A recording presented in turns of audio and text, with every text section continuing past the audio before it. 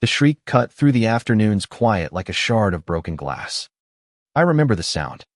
Still, how it shattered the serene hum of the lawnmower a few houses down. It was my wife, Sarah. I'd been in the garage, tinkering with a new shelving unit, when I heard Ida's sound of pure shock and pain. My heart, a metronome of dread, skipped a beat and then hammered against my ribs. I dropped the drill and sprinted for the front door, my mind racing through 100 impossible scenarios. What had happened? A fall? An animal? The moment I burst out, the scene froze in my memory. A nightmare in broad daylight. There, on our perfectly manicured lawn, was my wife, Sarah, 6 months pregnant, clutching her swollen belly, her face a mask of agony, and standing over her, a man I knew all too well, Harold, our HOA president, a wannabe tyrant in a cheap blue uniform that said Neighborhood Watch, a badge pinned crookedly to his chest. I told you, the gnome is a violation. He was yelling, his voice a grating, high-pitched squawk. A ceramic garden gnome lay in pieces near Sarah's feet. He had pushed her. He had actually pushed my pregnant wife over a garden gnome. A hot, blinding rage, unlike anything I had ever felt, washed over me. A physical thing that made my vision swim. I saw red. Was he insane? How could anyone, for any reason, lay a hand on a pregnant woman? My jaw clenched. I felt a low growl rumble in my chest. The world, for a moment, was just a blur of his sneering face and Sarah's tears. I lunged forward, a primal roar tearing from my throat. Get away from her, I screamed, my voice raw.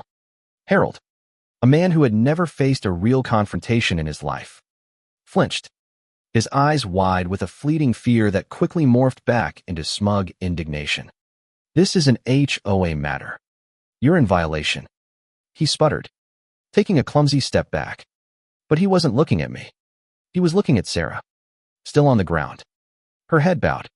And then, she slowly, deliberately, lifted her head. The tears were gone.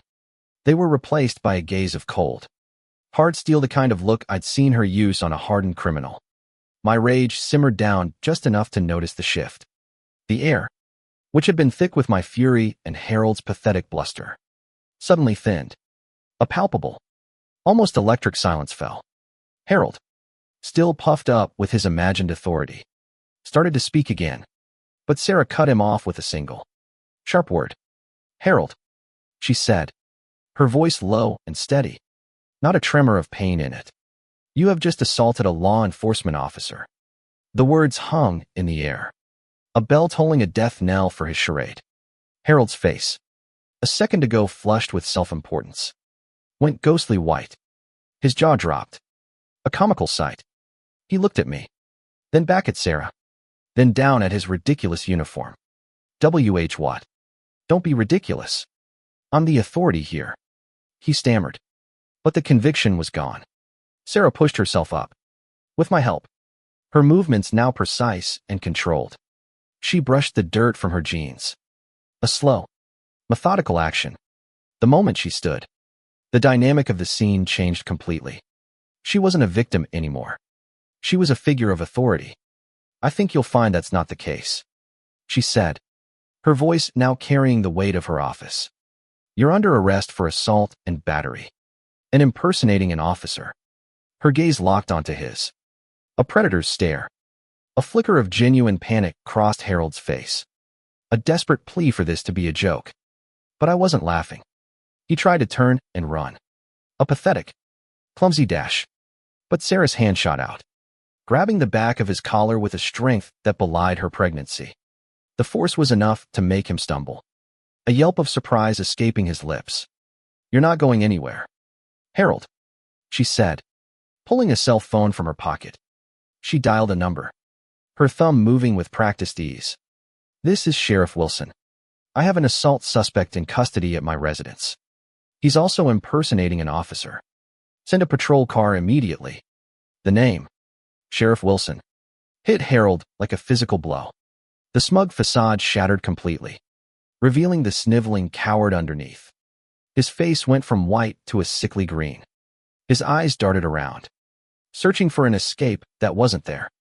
He was trapped, a rat caught in a snare he had set for himself. My wife, the woman he had just pushed over a garden gnome, was the head of county law enforcement. The irony was so thick it was almost suffocating. The man who saw himself as a cop was now being arrested by the real thing, over a landscaping violation. Within minutes, the wail of sirens echoed down our street, growing louder until 2 patrol cars, their lights flashing, pulled up. 2 deputies, men I knew by name from various community events, got out, their faces a mix of confusion and concern. They saw Sarah, standing straight and tall, one hand still gripping Harold's collar. Sheriff, one of them, Deputy Reynolds, asked, his brow furrowed. What's going on here? Assault and battery.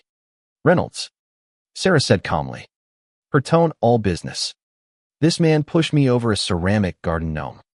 And as you can see, she gestured with her free hand to his uniform. He's decided to give himself a promotion. He claims to be the authority. A small, almost imperceptible smile played on her lips. Reynolds and his partner exchanged a look, and then a slow understanding dawned on them. They were professionals. They didn't laugh, but I could see the amusement in their eyes. They took Harold into custody, his protests now a pathetic whimper. But the gnome, the bylaws, he cried, as they cuffed him. That's evidence. Harold, Sarah said, picking up a piece of the shattered ceramic. We'll be sure to book it. The neighbors, drawn by the commotion, stood on their lawns, murmuring. My eyes met with a woman from down the street. Mrs. Gable, a known confidant of the HOA Karen. She quickly looked away. The whispers had started. The downfall was swift. The news spread through our neighborhood like wildfire. The self-proclaimed HOA cop had assaulted the actual county sheriff. The story became a local sensation. As the investigation unfolded, a larger pattern of abuse emerged. We learned Harold, with the full backing of our HOA president, Barbara, had been using his fabricated authority to intimidate neighbors, enforce bogus rules, and collect fines for non-existent violations. The HOA's funds, we discovered, were being used to pay for Barbara's extravagant vacations, disguised as community outreach trips. The entire sham unraveled. The community, once cowered by their petty tyranny, was furious. They called for an emergency meeting. I watched as Barbara, once so imperious, stood at the podium, her voice shaking, a pathetic echo of her former arrogance. She tried to defend herself, to blame Harold, but her words were hollow. The evidence was irrefutable. One by one, our neighbors stood up, sharing their own stories of harassment and fear. The dam had broken. The vote was unanimous. The entire board was dissolved, and a new election was called. Harold was charged and faced the consequences of his actions. Justice, in the most delicious way, was served. It was a quiet evening a few weeks later. The air smelled of rain and fresh-cut grass. Sarah and I sat on our porch swing. A quiet moment of peace after the storm. We were both still a little shaken, but mostly, we were full of a quiet resolve. The new HOA board, a group of fair-minded, decent people, had been elected. They had already rescinded the old, ridiculous rules and were working to make our community a place of genuine harmony. Sarah, bless her heart, had even joked about using a real-life police scanner to monitor the new board. I put my arm around her, resting my hand gently on her baby bump. We were a little banged up, but we were okay. What had started as a terrifying moment of violence had become a catalyst for change. It showed us, and our entire community, that the most important authority isn't self-appointed or imagined. It's the one we hold in ourselves to stand up for what's right. The one that, when tested, can rise from the dust and become a force for good. We had stood up to a bully, and in doing so, we had reclaimed our home. So, what do you think? In this battle of right and wrong, where do you draw the line?